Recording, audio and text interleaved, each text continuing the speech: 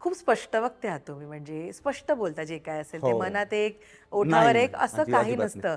पण अनेकदा आपण जेव्हा स्पष्ट वक्ते असतो ना तेव्हा त्याचा आपल्याला म्हणजे तोटा सुद्धा होऊ शकतो. भयंकर मला तोटेच झालेत. स्पष्ट बोलल्याचे तोटेच झालेत मला.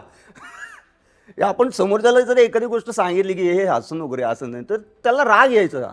कोणी असेल मग तो दिग्दर्शक असेल, लेखक असेल, प्रोड्युसर असेल, कोणी असेल. आपण सांगणंच चुकीचं आहे असं वाटतं मला. पण नाही, पण मला ते पटत नाही. मला खटकतं कुठेतरी की नाही यार, आपण सांगायला पाहिजे पहिले, काय नंतर व्हायचं ते होऊ दे, पण माझ्या मनात काय चालू आहे ते त्याला सांगितलं पाहिजे मला. त्यामुळे माझी नाती खूप तुटली आहेत. माझे खूप नाती तुटली, माझी मित्र माझे तुटले. मित्र म्हणता नाही येणार, मित्र नाही म्हणता येणार त्याला.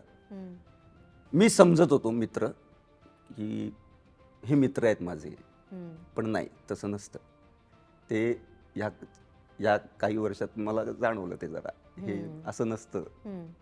आपल्याच मित्रांनी आपल्याबद्दल काही कारस्थान करावं तर ती मैत्री नाही ना, मग ती कसली मैत्री. आणि तुमचा वापर जर टिश्यू पेपर सारखा होत असेल, आणि नंतर मी असं ठरवलेलं की जाऊ दे, आपण बोलूयाच नको रे. मी असा विचार का करतो बोलूया नको का, तर समोरच्याला वाईट वाटेल रे, जाऊ दे नको बोलूया.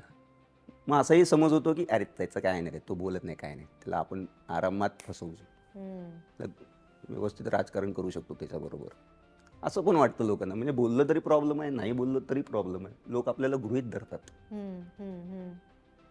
की हा काहीच करू शकणार नाही, त्याला आपण कधीही जाळ्यात अडकवू शकतो. खूप असे अनुभव आले, आणि ते एक बरं झालं की लवकर आला अनुभव, कारण त्या अनुभवातून खूप शिकता आलं मला. माणसं कळली, मी आता पटकन माणसांना ओळखतो. 2 भेटीमध्ये माणसांना ओळखू शकतो मी पटकन. ह्याचा उद्देश काय हे मला आता व्यवस्थित जमतंय. पण या अशा लोकांमुळे तू कधी तुझ्या स्वभावात बदल केला? नाही, कसं मला तेच म्हणायचं, जर आपण आपल्यामध्ये मी जसा आहे तसा एक्सेप्ट करणारे किती जण आहेत, किंवा समोरचा आहे तसा एक्सेप्ट करणारे किती जण आहेत. तू जशी आहेस तर माझ्या म्हणण्यानुसार नको ना वागू तू. बरोबर बरोबर. आणि मी जसं आहे तसं तू मला नको सांगूस की मी असं वागायला पाहिजे.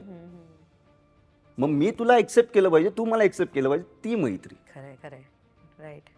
जसं आहे माणूस, जसा आहे, तुम्ही सजेशन देऊ शकता, तुम्ही सांगू शकता, तुम्ही ओरडू शकता, तुम्ही भांडू शकता, पण तुमचा अट्ठास हा नकोय की त्याने बदलावं. ती मैत्री टिकते. माझे या इंडस्ट्रीमध्ये आता मित्र नाहीत, कोणीच नाही आहेत हार्डली. मला आता नाव पण येत नाहीत पटकन, बघ, धन धन धन एक 4-5 नाव पण येत नाहीत मला. हार्डली 3-4 इंडस्ट्रीमध्ये.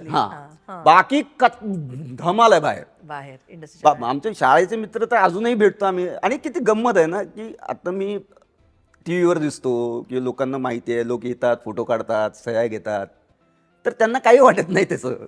मी जिथे माहीमला राहायचो तिकडचे माझे मित्र आहेत, तर त्यांना काही नाही वाटत. सागर आहे तसं, आणि ते माझ्याशी तसंच बोलतात जसं आधी बोलायचं. ये आता मोठं झालंय, याला काय बोलू नको. नाही नाही नाही मित्र नाही नाही नाही, अजिबात नाही. उलट आधीसारखेच घालून पाडून पण बोलतात. हो, तुझं ते ठेव रे बाजूला, तुझं काही माहिती आहे, तुझं नाटक, चल चल ठीक आहे, ते काम आहेत आणि हे ते, बस इथे गपचूप.